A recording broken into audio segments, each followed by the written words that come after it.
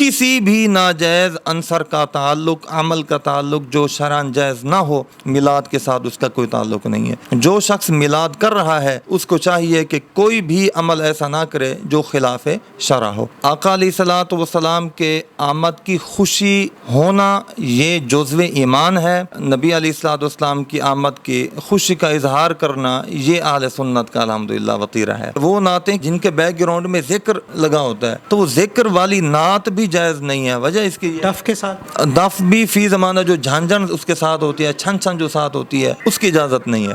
بسم اللہ الرحمن الرحیم۔ ناظرین السلام علیکم، میں ہوں آپ کا میزبان حافظ خرم شہزاد اور آپ دیکھ رہے ہیں نیوز۔ نثار تیری چہل پہل پہ ہزاروں عید ربیع الاول، سوائے ابلیس کے جہاں میں سبھی تو خوشیاں منا رہے ہیں۔ سرکار کی آمد کا ماہ ہے، ماہ ربیع الاول شروع ہو چکا ہے۔ ماہ ربیع الاول کی آمد کی خوشی میں گلیوں بازاروں کو دلہن کی طرح سجایا جاتا ہے۔ آج کل سوشل میڈیا پر ناظرین ایک بحث چل رہی ہے کہ گلیوں بازاروں کو کیوں سجایا جاتا ہے، گھروں پر چراغاں کیوں کیا جاتا ہے، مسجد میں چراغاں کیوں کیا جاتا ہے، سرکار کی آمد کا میلاد کس طرح منایا جائے۔ اسی والے سے آج میں جامعہ نعیمیہ میں موجود ہوں۔ میرے ساتھ استاد مفتی محمد مدنی سعیدی صاحب موجود ہیں، جن سے ہم جاننے کی کوشش کرتے ہیں کہ قرآن و حدیث کے مطابق آپ سرکار صلی اللہ علیہ وآلہ وسلم کا جو میلاد ہے وہ کس طرح منانا چاہیے۔ مفتی صاحب بہت شکریہ۔ آج کل ایک نئی بحث آپ کی بھی نظروں سے گزری ہوگی، تو سرکار صلی اللہ علیہ وسلم کی آمد ہے جن کے لیے پوری کائنات کو سجایا گیا، جن کی آمد ایسی ہے کہ اس دن سبھی ماؤں کو بیٹے عطا کیے گئے تھے، تو سرکار کی جو خوشی ہے وہ کس طرح منائی جائے، میلاد منانے کا اصل طریقہ ہے کیا؟ بسم اللہ الرحمن الرحیم۔ بہت مہربانی حافظ صاحب، اللہ آپ کو سلامت رکھے۔ دیکھیں، نبی علیہ الصلوۃ والسلام کی آمد کی خوشی یہ اسلام کا تقاضا ہے۔ جس بندہ مومن کے دل میں محبوب کی آمد کی خوشی نہیں ہے وہ مومن کہلانے کا حقدار نہیں ہے۔ وہ کون سا مومن ہے جس کو نبی علیہ الصلوۃ والسلام کی ولادت کی خوشی نہ ہو؟ قرآن خود کہتا ہے کہ فَلْيَفْرَحُوا، کہ آقا علیہ الصلوۃ والسلام اللہ کا فضل بھی ہیں اور رحمت بھی ہیں۔ تو اللہ کے فضل اور رحمت ہونے کی وجہ سے نبی علیہ الصلوۃ والسلام پر کی آمد پر خوشی مناؤ، فرحاں اور شادمانیاں مناؤ۔ آقا علیہ الصلوۃ والسلام کے آمد کی خوشی ہونا یہ جزو ایمان ہے۔ فی زمانہ جیسے ہم محافل اور برقی خنقوں میں اور لائٹنگ اور ڈیزائننگ اور اس طرح کے جو ہمارے معاشرتی تقاضے ہیں، اس کے مطابق پھر تزئین و آرائش کر کے نبی علیہ الصلوۃ والسلام کی آمد کی خوشی کا اظہار کرنا یہ اہل سنت کا الحمدللہ وطیرہ ہے۔ رہا اس کے جواز و عدم جواز، اس میں کوئی شک نہیں ہے۔ جب نبی علیہ الصلوۃ والسلام کی ولادت ہوتی ہے تو آقا علیہ الصلوۃ والسلام مکہ مکرمہ کی سرزمین پر پیدا ہوئے۔ احادیث صحیحہ کے اندر موجود ہے، آقا علیہ الصلوۃ والسلام کی والدہ محترمہ حضرت سیدہ طیبہ آمنہ رضی اللہ تعالی عنہ آپ فرماتی ہیں کہ جب محبوب علیہ الصلوۃ والسلام پیدا ہوئے تو اللہ پاک کی طرف سے میرے اندر سے محبوب کی آمد کے موقع پر ایسا نور نکلا کہ جس سے مشرق و مغرب روشن ہو گئے۔ اب یہ ہے اصل حدیث پاک اس مواقع کے اوپر روشنی کرنے کی کہ اللہ پاک نے اپنے شان کے مطابق نورانیت اتنی پھیلا دی کہ حضرت آمنہ نے مکہ میں بیٹھ کر کل جہان کا نظارہ فرما لیا۔ یہ بھی تو حدیث ہے نا جو عرش پہ جھنڈے لگائے گئے تھے۔ جی، وہ یہ دوسرے بات میں یہی کرنے لگا تھا کہ جھنڈیاں لگاتے ہیں ہم جناب، جھنڈے لہراتے ہیں، یہ بھی اسی رات کا معاملہ ہے۔ چونکہ مکہ میں آقا علیہ الصلوۃ والسلام کی آمد ہو رہی تھی تو اللہ پاک نے فرشتوں کو، جن کی سربراہی حضرت جبریل امین فرما رہے تھے، ان کو جھنڈے دیے، تو ان میں سے ایک جھنڈا انہوں نے مکہ مکرمہ میں کعبہ کے اوپر لہرایا اور ایک مشرق و مغرب کے اندر لہرایا۔ تو یہ جھنڈے لہرانا بھی سنت ملائکہ ہے اور روشنی اللہ پاک نے محبوب کی آمد پر خود فرمائی۔ اور جیسا کہ آپ نے خود فرمایا کہ اس سال جس سال آقا علیہ السلام پیدا ہوئے تو اللہ پاک نے ماؤں کو بیٹے عطا فرمائے، یہ لنگر محمدی تھا۔ اب سنی الحمدللہ آقا علیہ الصلوۃ والسلام کی آمد پر یہ لائٹنگ بھی کرتے ہیں، جھنڈے بھی لہراتے ہیں، لنگر بھی کرتے ہیں۔ ان میں سے کون سا عمل ہے جو ناجائز ہے؟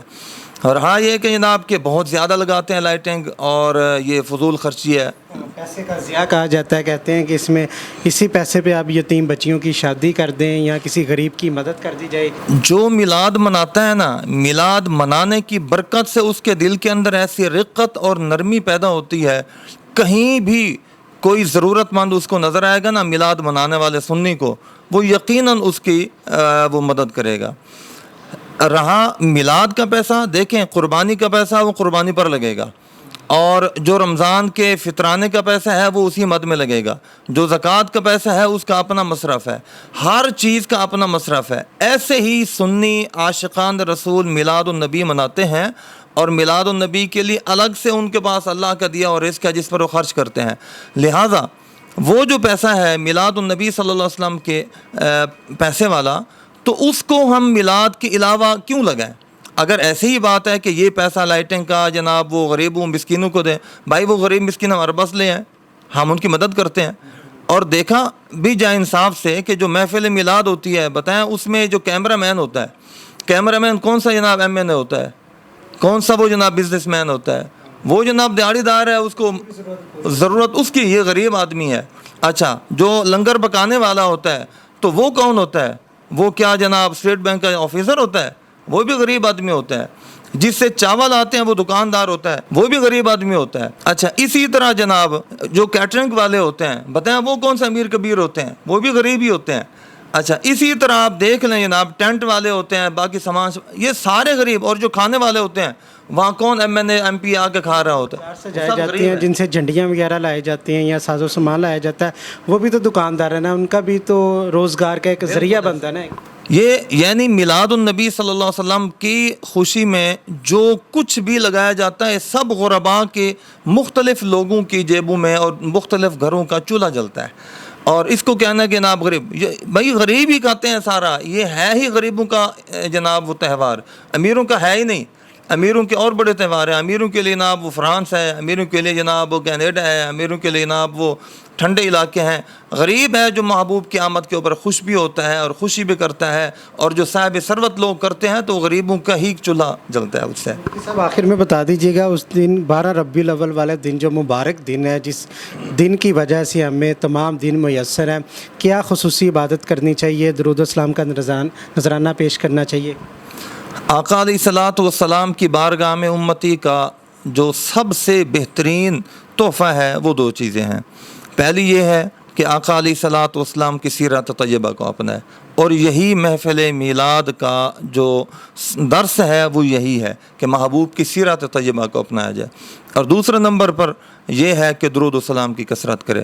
آقا علیہ السلام کے فرمان کا مفہوم ہے کہ جب بندہ درود و سلام پڑھتا ہے محبت کے ساتھ، تو میں خود جمعہ کے دن کے حوالے سے بالخصوص آیا ہے کہ جب جمعہ کے دن بندہ پڑھتا ہے تو میں خود اپنے غلام کا جو دیا ہوا درود و سلام کا تحفہ ہے میں خود قبول فرماتا ہوں۔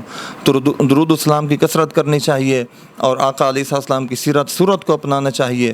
اور اس حوالے سے پیغام بھی میں دینا چاہوں گا کہ اس ماہ ربیع النور شریف میں ہر سنی عاشق رسول، ہر مسلمان یہ کوشش کرے کہ کم سے کم ایک بک جو صحیح العقیدہ سنی مسلمان کی لکھی ہوئی ہو اس کو پڑھے، جو سیرت طیبہ کے مضمون پر ہو، تاکہ آقا علیہ السلام کی سیرت طیبہ سے ہمیں روشناسی ہو سکے۔